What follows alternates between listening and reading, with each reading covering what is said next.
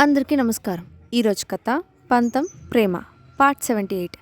ఇక స్టోరీకి వెళ్తే ధ్రువ్ చెప్పింది విని అతన్ని మ్యాన్షన్కు వచ్చేయమని చెప్తుంది భాను. కైసర్ను టార్గెట్ చేసింది ఎవరని ఆలోచిస్తోంది భాను. ఆకాష్ గురించి తనకు తెలిసింది చెప్తుంది Anupama. Security team head Rajeev కోసం వర్క్ చేస్తున్నాడని చెప్తాడు విక్రమ్. సుహాజ్ గురించి ఎలా తెలుసుకోవాలి అని అంటుంది అనుపమ. మ్యాన్షన్కు వచ్చిన ధ్రువ్ తాను సేకరించిన వివరాలను భాను, విక్రమ్, అనుపమలకు వివరిస్తాడు. సరైన సమయంలో గురునాథ్ తన మనుషులను కాంటాక్ట్ చేయకపోతే సుహాస్కు ప్రాబ్లం అవుతుంది అని చెప్పాడు విక్రమ్. గురునాథ్ను స్పృహలోకి తీసుకువస్తుంది భాను. భాను పెట్టిన భయానికి జరిగింది మొత్తం చెప్పేస్తాడు గురునాథ్. హాస్పిటల్లో ఉన్న రాజీవ్కు ఒక కాల్ వస్తుంది. రాజీవ్ను సీక్రెట్గా ఫాలో చేస్తున్న వ్యక్తిని కొట్టి తీసుకొని వెళ్ళిపోతాడు ఒక వ్యక్తి. తర్వాత ఏం జరిగిందో ఇప్పుడు చూద్దాం. బన్నీ, అంతా నేను చూసుకుంటాను, నువ్వు రావాల్సిన అవసరం ఏముంది? అవును కిట్టి, విక్రమ్ చెప్తుంది నిజమే కదా, నువ్వు కూడా వెళ్ళడం ఎందుకు? సుహాస్ ఇప్పుడు ఈ పరిస్థితిలో ఉండడానికి కారణం నేనే కదా, తను సేవ్ చేయడం నా బాధ్యత. అది కాదు బన్నీ. ఏంటి, బయటకు వస్తే నాకు ప్రమాదమని ఆపాలి అని చూస్తున్నావా? బన్నీ, నాకంతా తెలుసు విక్రమ్. ధ్రువ్ వైపు చూశాడు విక్రమ్. నాతో ధ్రువ్ చెప్పలేదు. మీరు చేసింది ఏం చిన్న పని కాదు నాకు తెలియకపోవడానికి. మరెలా? మార్నింగ్ రిజల్ట్స్ కాలేజ్ వెబ్సైట్లో పోస్ట్ చేసినట్టు మెయిల్ వచ్చింది.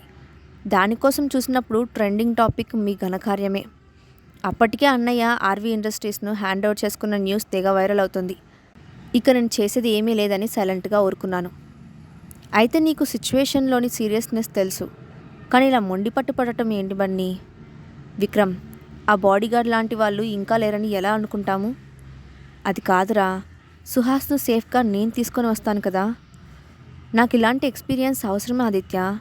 నా మనసు మరింత రాయిగా మారిపోవాలి, నేను మార్చుకోవాలి అని మనసులో అనుకున్న భాను, ఆదిత్య, ప్రమాదం జరగాలి అని ఉంటే ఎక్కడైనా జరుగుతుంది, అయినా నన్ను చూసుకోవడానికి నువ్వు ఉన్నావుగా అని నవ్వింది భాను. దాంతో భాను మనసు మార్చడం కష్టమని అనుకున్న విక్రమ్కి ఒప్పుకోక తప్పలేదు. సరే కానీ నేను చెప్పినట్టు వినాలి. పరిస్థితిని బట్టి చూద్దాంలే అని బయటకు వెళ్ళింది భాను. వెనుకే విక్రమ్, అనుపమ వెళ్ళారు. వాళ్ళ వెనుకే గురునాథ్ని తీసుకొని బయటకు నడిచాడు ధ్రువ్. బాబీ, ఎవరికీ ఏమి చెప్పకు, అంతా నేను చూసుకుంటాను. కిట్టి, విక్రమ్ చూసుకుంటాడు కదా. చిన్నగా నవ్వి లోపలికి వెళ్ళిపోయింది భాను. విక్రమ్, కిట్టి చాలా మొండిది, ఒక్కసారి అనుకుంటే చేసే వరకు ఊరుకోదు, తను జాగ్రత్త అని అంది అనుపమ. నువ్వు కంగారు పడకు, నేను చూసుకుంటాను అని అనుతో చెప్పిన విక్రమ్, బన్నీ, నువ్వు ఇలాంటి పనులు చేయడం ఇక ఇదే ఆఖరు అని అనుకుంటూ ఫోన్ తీసుకొని ఎవరికో డయల్ చేసి మాట్లాడుతూ అక్కడే ఆగిపోయాడు. అనుపమ లోపలికి వెళ్ళిపోయింది. లోపలికి వెళ్ళిన భాను చీర మార్చుకొని డ్రెస్ చేంజ్ చేసుకొని బయటకు వచ్చింది. ఎదురుగా ఉన్న లీలావతి దగ్గరకు వెళ్ళి, మా, నేను విక్రమ్ బయటకు వెళ్తున్నాం, త్వరగా వచ్చేస్తాం అని చెప్పి లీలావతి చెప్పేది కూడా వినకుండా బయటకు నడిచింది భాను. బయట రెడీగా ఉన్న విక్రమ్, ధ్రువ్ నేరుగా వెళ్ళి కారు ఎక్కింది భాను. సెక్యూరిటీ కార్లతో పాటు విక్రమ్ వాళ్ళ కారు కూడా బయటకు వెళ్ళింది. కొంత దూరం వెళ్ళిన తర్వాత ట్రాఫిక్ ఎక్కువగా ఉన్న చోట ఎటువంటి అనుమానం కలగకుండా సెక్యూరిటీ కార్ల నుండి విడివడి పక్కకు వెళ్ళిపోయింది విక్రమ్, భానుల కారు. గురునాథ్ చెప్పిన వివరాల ప్రకారం కారును పోనిచ్చాడు విక్రమ్. దారిలో మరో 2 కార్లు వచ్చి విక్రమ్ వాళ్ళ కార్లతో కలిశాయి. గంట తర్వాత ఒక బిల్డింగ్ దగ్గరకు చేరుకున్నారు అందరూ. వద్దని చెబుతున్నా వినకుండా విక్రమ్ వాళ్ళ వెంట లోపలికి వెళ్ళింది భాను. మ్యాన్షన్ దగ్గర విక్రమ్ కారు బయటకు వెళ్ళిన కొంతసేపటికి మరొక కారు లోపలికి వచ్చింది.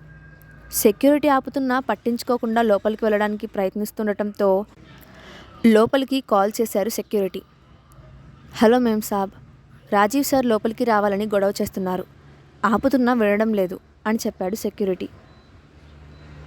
ఏమండి, రాజీవ్ అన్నయ్య వచ్చాడంట, లోపలికి రావడానికి గొడవ చేస్తున్నాడంట చెప్పింది లీలావతి. భాను రూమ్ వైపు చూశాడు ధర్మేంద్ర. గుడి లేదు, అల్లుడుగాలతో కలిసి బయటకు వెళ్ళింది అని చెప్పింది లీలా. నీకు నిజం తెలియాల్సిన రోజు వచ్చేసింది అని తనలో తానే అనుకున్న ధర్మేంద్ర లీలా వైపు చూసి లోపలికి పంపించమని చెప్పు అని అన్నాడు. కోపంగా లోపలికి వచ్చాడు రాజీవ్. లోపలికి వస్తూనే రాజీవ్ కళ్ళు భాను కోసం వెతుకుతున్నాయి. మరోవైపు వద్దని అంటున్న విక్రమ్ వాళ్ళతో పాటు లోపలికి వచ్చింది భాను. కానీ లోపలికి వచ్చి చూసేసరికి అక్కడ ఎవ్వరూ కనిపించలేదు. వెనుక వచ్చిన సెక్యూరిటీ అందరూ ఒక్కొక్కరు ఒక్కొక్క వైపు వెళ్ళారు. మరింత లోపలికి వెళ్ళి చూడగా పెద్ద హాల్లో ఒక మూలన స్పృహ లేకుండా పడి ఉన్నాడు సుహాస్. సుహాస్ను చూడగానే వేగంగా సుహాస్ దగ్గరకు వెళ్ళింది భాను. వెనుకే విక్రమ్ కూడా వెళ్ళాడు. సుహాస్ను చెక్ చేసిన విక్రమ్, బన్నీ ఏం కాలేదు, స్పృహ కోల్పోయాడు అంతే, నువ్వు కంగారు పడకు అన్నాడు విక్రమ్. సుహాస్ను స్పృహలోకి తీసుకురావడానికి ప్రయత్నించాడు ధ్రువ్. నెమ్మదిగా కళ్ళు తెరిచాడు Suhas. Suhas, are you all right అడిగింది భాను. ఐఎమ్ ఓకే చెప్పాడు సుహాస్. మిగిలిన వాళ్ళందరూ లేరు, ఏమైపోయారు అడిగాడు విక్రమ్. కొంతసేపటి ముందు వాళ్ళకు ఒక కాల్ వచ్చింది, దాని తర్వాత ఏమైందో నాకు తెలియదు అని చెప్పాడు సుహాస్. సుహాస్ మాటల్ని పట్టించుకోకుండా అక్కడ ప్రదేశాన్ని జాగ్రత్తగా పరిశీలిస్తున్నాడు విక్రమ్.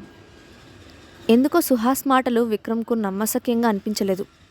దాంతో సైలెంట్గా సుహాస్ ప్రతి కదలికను గమనిస్తూ ఉన్నాడు విక్రమ్.